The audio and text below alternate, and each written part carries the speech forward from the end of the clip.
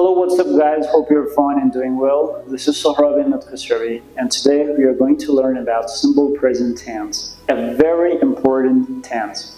So, what is simple present tense? As you can see here, we have a lot of usages of simple present tense here. The first one, it shows repeated actions. So, what are repeated actions? Repeated actions are all the actions which are done again and again. For example, your habitual activities, like somebody smoking, right? So he smokes, it's a repeated action. Or they get up early in the morning, it's a daily activity. So daily activities are also repeated actions. And sometimes the timetables are also repeated actions because you're going to do it, again and again. Like that's my timetable every day. I get up at 8 o'clock in the morning or 7 o'clock. So that is also repeated actions. So repeated actions are all the actions we do them again and again. And for that kind of actions, we use simple present tense. And what is the second usage? The second usage is it shows general facts. What are general facts? Usually, general facts are the things which are scientifically proven, and they're facts and everybody believes in them. At least you believe that's true. So for that actions we use, for that actions or for that events we use simple present tense. And the next we have here is scheduled events. We also use simple present tense for scheduled events, especially for timetables. And this is a little bit future-oriented, like tomorrow you're going somewhere at 9 o'clock, so that's your schedule, that's your timetable. You can say that I go to some place, I go home at 9 o'clock tomorrow, right? So that is a timetable that you're going to do in the future, and you use simple present tense to show that action, all right? Next we have here is dramatic storytelling. We also use simple present tense for past events when we want to say that story in a very dramatic way, right? As an example, when I said, instead of saying, I saw Ali and then he came in the class, I say, when I see Ali, he comes in the class and he looks at me and he yells, surprise. Right, so I use simple present tense to tell my story in a more fluent and dramatic way, right? Okay, now we will move on to the structures of simple present tense.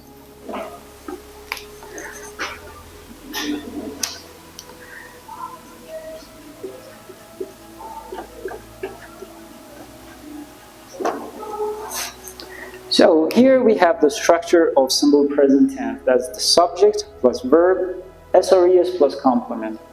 So what is subject? Subject is the doer of an action, it is the starter of the sentence, and it is the thing that we talk about. So you can see that the subject has three definitions: the starter of the sentence, doer of an action, and the thing that we talk about. The last one is the strongest definition.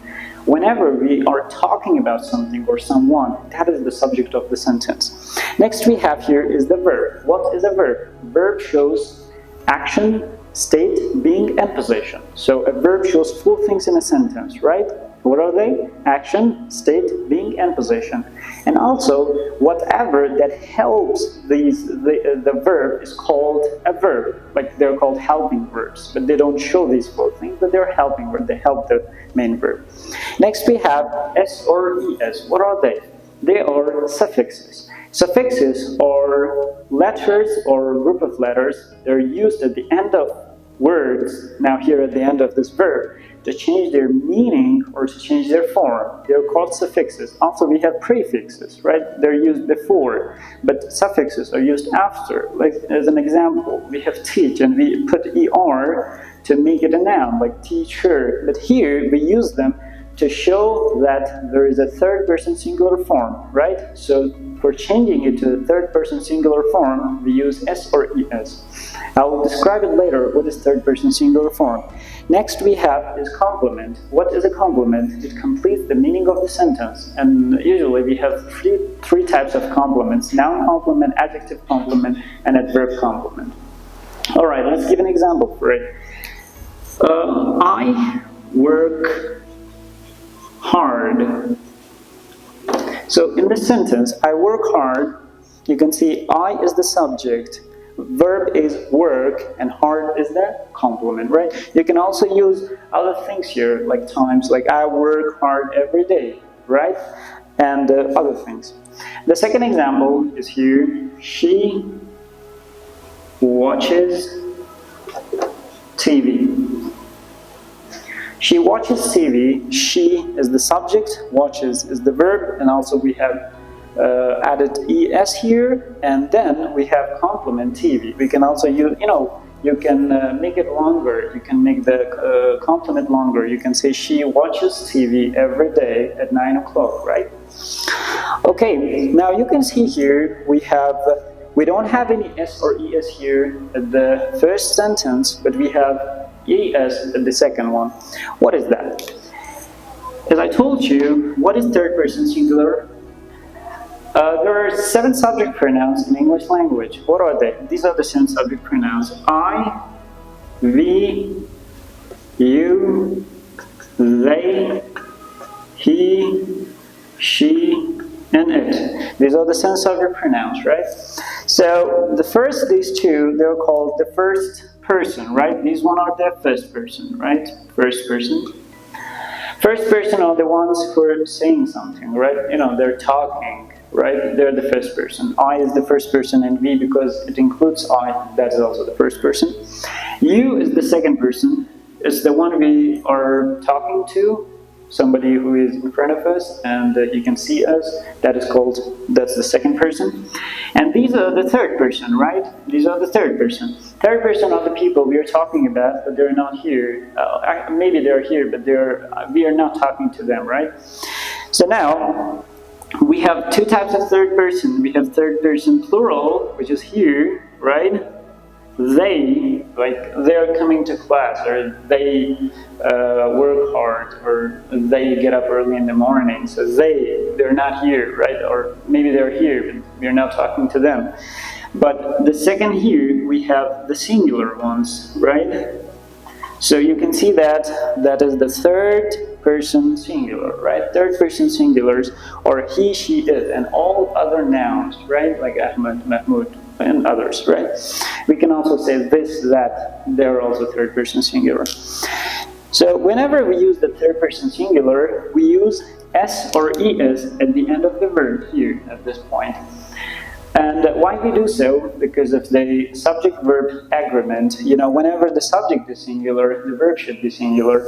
Some people say that I is also singular. Why don't we add an s or es with that? Because that is the first person singular, not the third person singular. So the rules of adding s or es are for the third person singular, not for the first person singular. So I hope you understood that. All right, now we will move on to the other structures and other forms of this sentence. She watches TV. This one is affirmative, right? How can we change it to negative, right? The structure will go like this. Subject plus do does plus not plus verb plus complement. But I want to just directly write the sentence for you. So we can say that the subject is she. So I said do and does, right? So we use for she, we use does because it's singular, right? At the end there is D-O-E-S, right? So E-S is there. So she does not. And we can write the contracted form for that. She doesn't. She doesn't watch TV, right? We do not use S or ES here. Why? Because already we have that here, right? We have the singular one here, so we do not need that. She doesn't watch TV. If I change it to question, then I can say, does she watch TV? It means I use do and does at the beginning of this structure, right? Next we have the double-ish questions. So you know that there are 2 types of questions. Yes-no questions and double-ish questions. Yes-no questions are the questions that start with auxiliary verbs, or simply we say that we can answer them by yes, no, or maybe these things. But what are the double-ish questions? The double-ish questions are the questions, or information questions, are the questions that cannot be answered by yes and no, and we need an information for them. Or more precisely, I can say that they start with the information words or information question words like what, where, how, why, what time, how often, and these things, right? So how is that works here? We use a WH word or information word here at the beginning. All right, these WH words are also called question words, right? They have different names, so I usually call them WH words, right? So we can use them at the beginning here, right? Like this. We can say, what does she watch? Right? What does she watch? So you can see here the structure is the same here. Does she watch? And we used here a WH word at the beginning. So you can also change it differently. Or you can say, why does she watch TV? How often does she watch TV? Where does she watch TV? And you can, make different types of questions with that. So it was really nice that you followed me until this point in this video. So thank you for watching this video, and hit the like button and subscribe to our channel if you want more videos like this. Thank you. Have a great time. Goodbye.